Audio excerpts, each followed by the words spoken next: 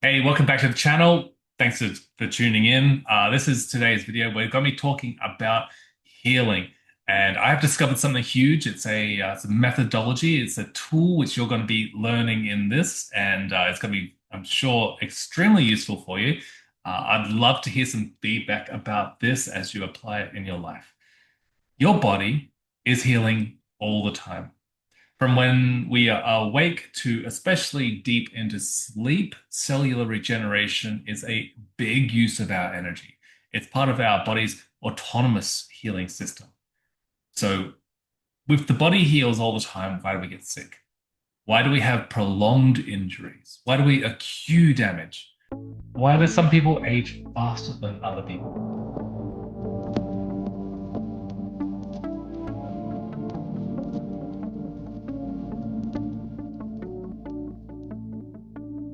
The human body is hyper complex. There's a lot of factors at play. And I myself have gone to college and I've studied the human body, and it's just, there's so much. It's crazy. But there's something that is often overlooked when it comes to healing, and that is the mental and emotional components to the natural healing process. In this video, I'm not going to be focusing necessarily on the links between stored emotion and prolonged illness or disease. Rather, I want to take you into a stranger realm, one that can act as a fantastic tool to speed up cellular regeneration of the body.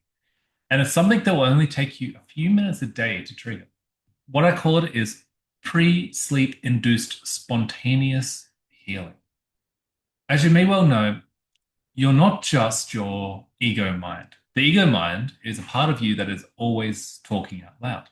It's the part that thinks, "I'm hungry. What's in the fridge? Oh, I ran out of milk. I better pop down to the store. I wonder if my partner wants anything while I'm there." It's the part of you that noticed your friend had a sad look on their face and prompts you to ask them if they're okay. It's the ability to work out difficult tasks and reflect on information. So that's the ego mind. That's the I am. But there is a lot more to you than that. Far, far more to you. What we call the self is actually a composite of this, as well as all the unconscious processes that are going on inside.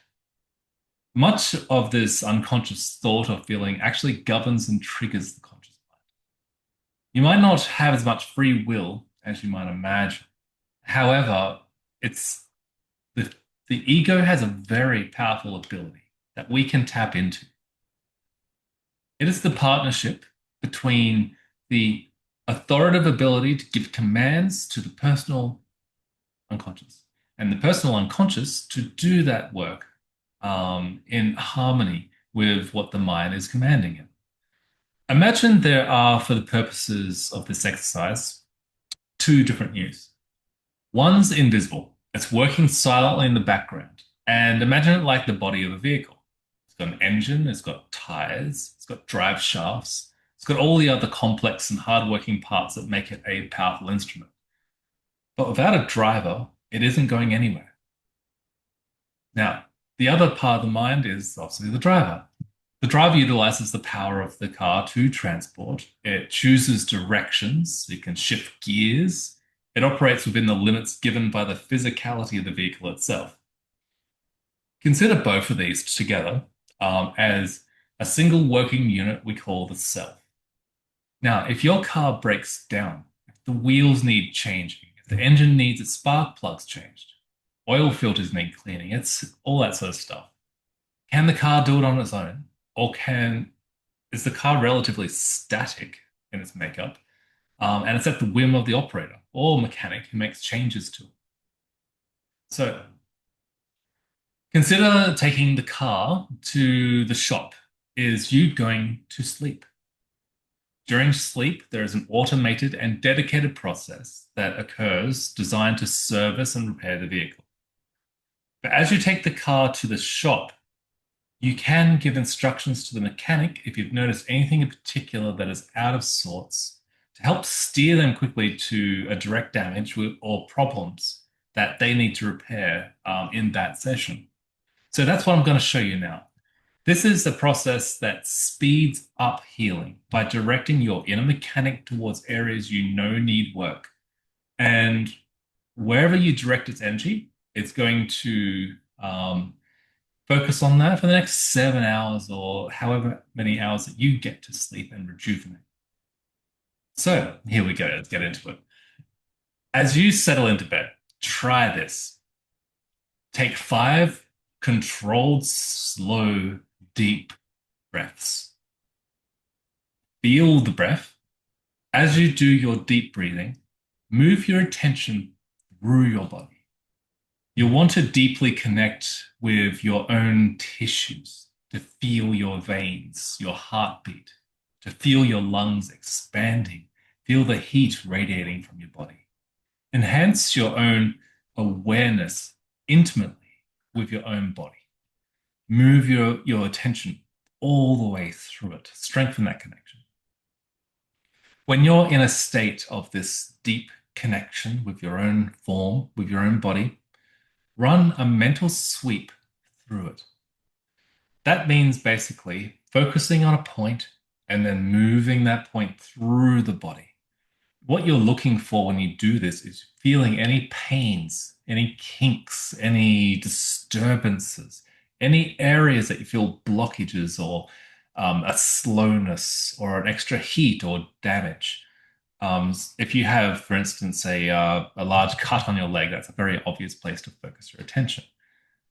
If you find a disturbance in the body, a kink, a pain, anything that you need to repair, move your attention and mind into this area.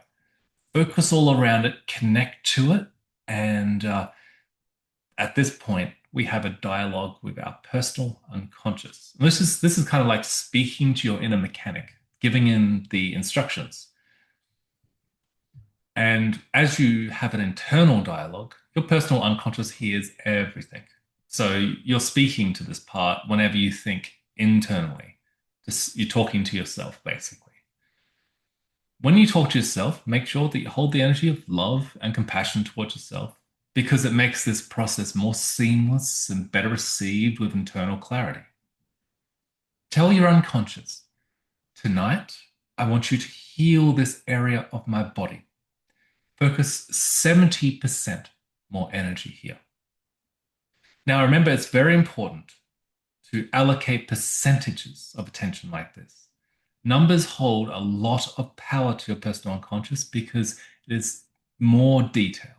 The more detail you can give, the better. It's more specific instructions, and your personal unconscious requires that. If you want to say speed up your skin health recovery, if you want glowing, radiant skin, you can do this by the same command. Tonight, I want you to heal my skin. Increase the amount of elastin, thicken the network of collagen, repair the damage 200% faster. These are examples, but what you can do is really govern this internal process towards any direction you desire. Of course, your body can only do so much at a time. Remember, it does have those limitations of what it has to do.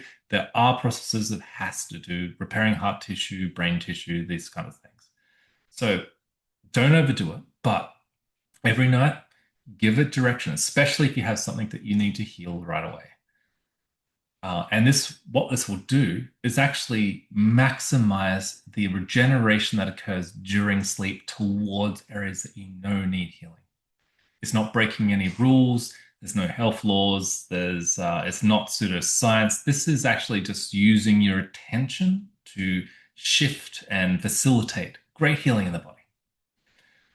Remember, the real healing occurs during your REM cycle sleeps as well. This is where you usually get 2 main big periods during your 8 hour or 7 hour sleep cycle. And this is essential. You want to maximize these REM cycles as much as possible as well. The best way to do that is following a set of simple rules. Firstly, you want to sleep before 10 p.m. When you do that, you actually maximize your REM cycles quite a lot. You get more REM sleep when you do this. You don't want to eat 4 to 5 hours before you sleep. If you're digesting during sleep, that can actually minimize your REM cycles also. You don't want to be doing that. If you have sufficient hydration, you've had enough water, but make sure you go to the bathroom if you can before you sleep so that you don't have a mid night emergency going to the bathroom session. If you can avoid that, it also stops the disruption of the REM. And you want to cut off any blue light before you sleep as well. Now, blue light comes from computer screens, TV screens, from fluorescent lights, and it actually interrupts the whole cycle because when the body is being bombarded with blue light, it actually makes it think it's still daytime. It still keeps it awake, keeps it excited, and it's actually quite toxic for the body. If you can get blue light blockers, that can really help. If you have a PC, make sure that you put on a automatic filter. There are programs like Flux, for instance, which are fantastic. You set a timer so every night it'll actually cut off the blue light and just have a nice warm glow on the screen past a certain time. So this can be an automated process for you. And this will actually maximize your sleep regeneration as well. Do all these things, you're going to notice a massive difference. And I'm very excited about hearing some feedback from people who start to engage in this. So, as you're going to sleep, that's when you're putting your car into the shop, you talk to your inner mechanic. As the mind kind of drifts down, you're closer and closer to your personal unconscious. Your mind actually thins the gateway, so to speak, thins the wall between the two minds, and you can communicate much clearer. Be specific. And thank you for watching. I wish you a very good healing journey, and I'll see you all next time.